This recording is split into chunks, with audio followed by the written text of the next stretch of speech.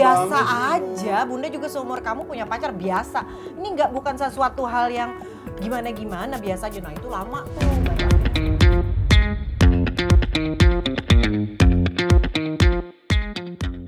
Maaf nih, kalau Yanda sama Nala yang video-video dance-nya sering kita nikmati itu, kebayangkan berarti ya gapnya jauh banget loh itu. Jauh banget lah.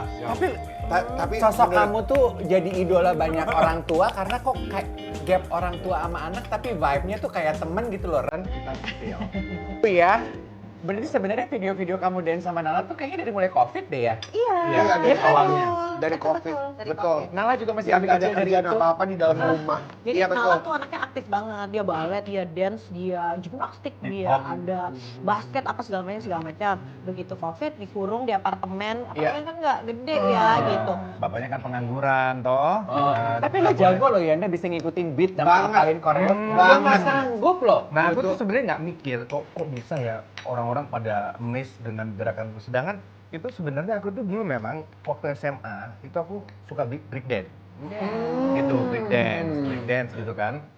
Nah, sama memang ada beberapa kali diajakin lomba dance gitu, modern dance gitu. Nah, di situ mungkin basicnya di situ kali ya. Basicnya dancer cuy. Dancer daerah gitu dulu.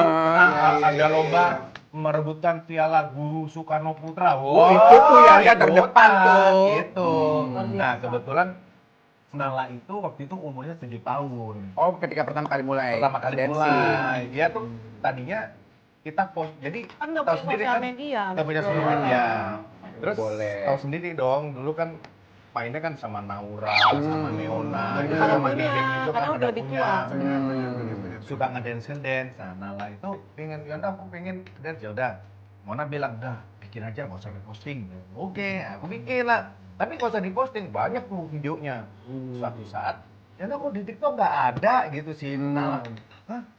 Udah, posting aja kata Mona kan. Bikin lah kita family account, Oke. Transpose family, makanya kita nggak punya Family. TikTok masing-masing. Oh gitu. Iya.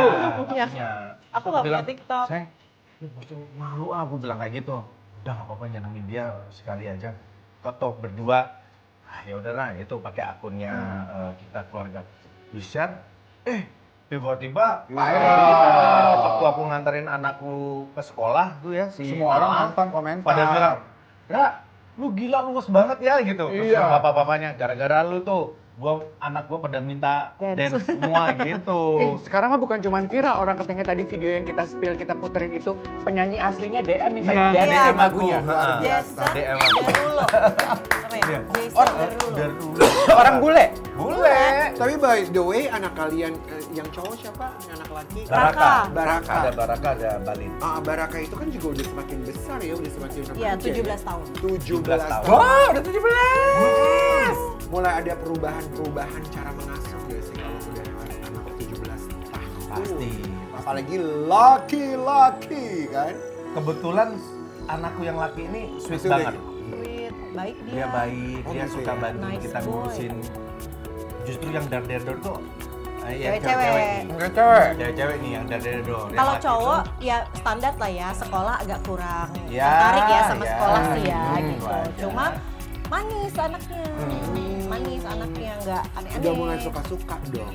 udah punya pacar. Punya pacar, pacarnya udah pelukan punya sama aku, aku sayang pacar. sekali sama pacarnya dia. Oh iya? Itu memang kalian sebagai orang tua mewajibkan anak-anak untuk cerita kepada kalian kalau mereka udah punya pacar apa gimana? Iya sebenarnya pasti kita tanya-tanya Iya. waktu itu. Nah Raka tuh anaknya agak kurang terbuka. Tuh lama tuh kasih tahu terus Mas cerita kenapa sih nggak apa-apa tahu orang Adiknya punya dulu pacar cerita, kenapa adiknya sih dulu gitu. dia. Gak apa-apa lucu biasa banget. aja. Bunda juga seumur kamu punya pacar biasa. Ini bukan sesuatu hal yang gimana-gimana biasa aja. Nah itu lama tuh baru akhirnya iya aku udah ada. Siapa?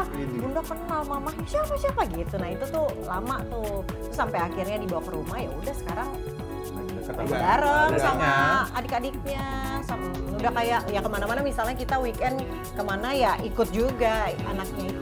Tuh, berarti poin dari ceritanya Mona buat parents di luar sana, kalau anak perempuan jauh lebih terbuka, disadari aja harus lebih sabar, yang cowok juga dibiasain lama-lama terbuka juga. Lama-lama Iya, terbuka. Pak. Yang penting kita mengenal dia tuh nggak kalau perlu bukan hanya person dirinya tapi keluarganya juga kita kenal. Iya. tahu. Aduh itu setuju banget, apalagi zaman sekarang kemarin baru ada yang ketahuan tuh. Kita pikir kita udah kenal, ternyata dia disekap.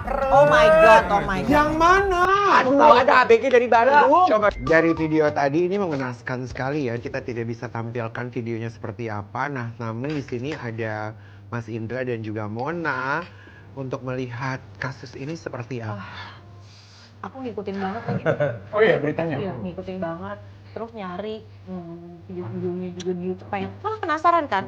Dia kan 2 tahun nih hilang dari rumah. Nah kan kita pasti yang pertama pop up dan komen-komen netizen juga, emang kan dicariin 2 tahun hilang gitu kan. Terus aku dengar wawancara keluarganya, emang masuk akal banget sih. Ini juga anak remaja dewasa ya. Itu antara gimana ya, mau kita nggak kasih trust juga dia pasti berontak. Iya betul. Iya kan? Tapi mau kita lepas sepenuhnya juga, aduh takut deh dia belum bisa ngambil keputusan dengan benar gitu loh. Jadi aku lihatnya awalnya dia kerja, terus katanya kerjanya pindah jadi mesti ngekos, jadi dibolehin sama keluarga. Tapi kok nggak ngabarin berbulan-bulan, keluarganya cari. Terus begitu dicari anaknya marah ya kan. Udah deh jangan ini deh gak usah ikut campur sama urusan aku. Akhirnya berantem masih sama remaja keluarga. tuh biasa deh tuh ya.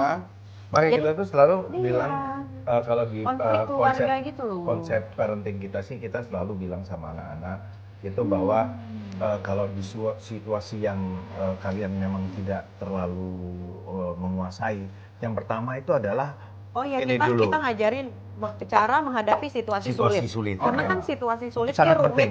Kita ajarin tuh yang pertama coba kuasai keadaan. Kalau nggak bisa adaptasi. ya coba adaptasi, ya udah deh nggak bisa dikuasain nih, adaptasi aja deh dengan kondisi kayak gitu, aku masih kuat nggak ya gitu misalnya. Kalau udah nggak kuat, ada opsi yang harus dilakukan, yaitu selamatkan diri. Oh. Itu penting banget. Gitu loh, Kadang-kadang selamatkan diri. anak-anak tuh Apa nggak beda. lapor ke guru, lapor ke orang tua, lari dari situ. Nah itu juga wajib orang tua itu memberitahu ke anaknya ada opsi yang namanya menyelamatkan diri, gitu. Sama Good point. berteriak, minta tolong.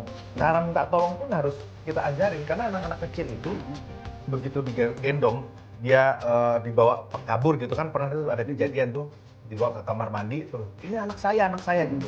Kamu bilang kalau itu bunda, bukan orang Tapi tua kan saya, harus disangkain kasih tahu. bunda yang bawa itu. Jadi kita minta ngomongnya tolong. Udah. Kalau Sama teriak sulit, tolong dah. Tolong, bilangnya jangan yanda atau bunda. Manggil kita, jangan manggil kita. Tolong bilangnya. Oh itu harus diajarin ke anak. Iya, Harus sama diajarin, orang setuju juga sih kan. dia gitu. Cuma semua orang tahu dia lagi dalam kondisi bahaya.